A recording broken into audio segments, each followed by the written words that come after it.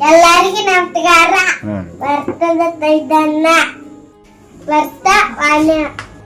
ಭಾರತದ ಜನಗಳ ಅದು ನಾವು.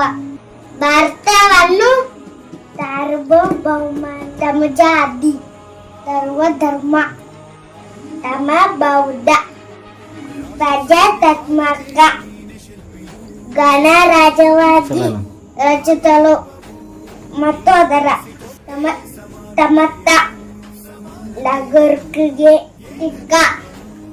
ಮತ್ತು ರಾಜಕೀಯ ಉಚ್ಚಾರ ಅಭಿವ್ಯಕ್ತಿ ಧರ್ಮ ಧರ್ದೆ ಮತ್ತು ಉಪಕರಣ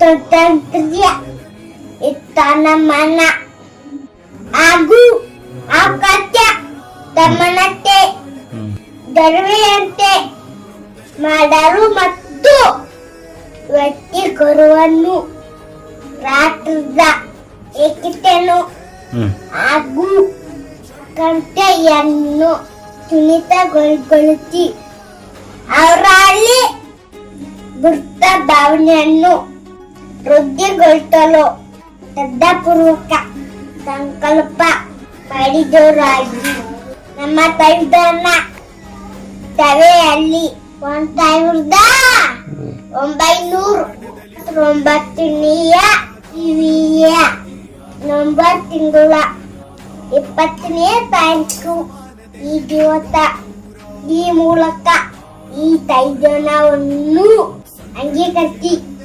15ನೇ ಮಿತಿ ಅರ್ಪಿಸಿಕೊಂಡಿದ್ದೇವೆ. ನಮಸ್ಕಾರ.